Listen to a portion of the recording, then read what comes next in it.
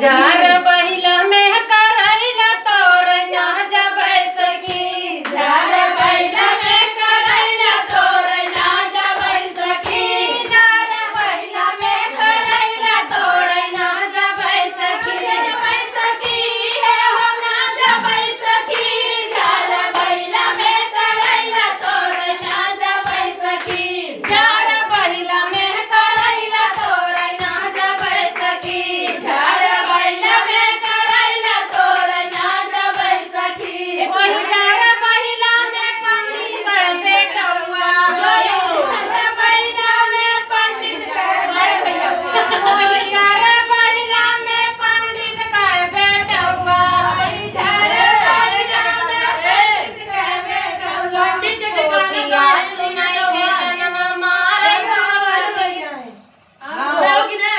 पंडित के ऊपर एक गाली गाए हैं रीना चौहान फेसबुक पर रोवत यह लेकिन इनका इतना सपोर्ट दिया कब हसत जाइए ओही जार बहिला में पंडित के बेटौआ ओही जार बहिला में पंडित के बेटौआ अरे पोथिया सुनाई के जन्म मारे हो सखी जार बहिला में करैला तोर ना जबै सखी जार बहिला में करैला तोर ना जबै सखी जार बहिला में करैला तोर ना जबै सखी सखी हो ना जबै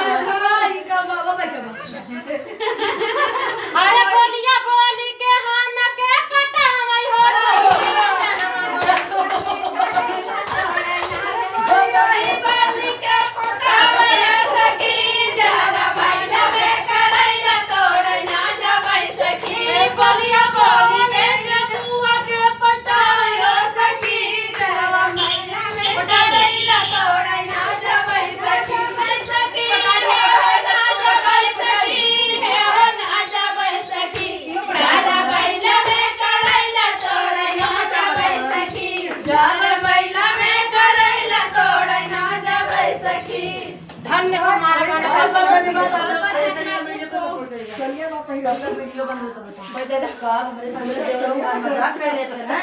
सुना हमरे देवरो घर मजाक कर लेते हैं परसों आए परसों से काल तक ही लवंडा उनके एक दिन साथ ना छोड़े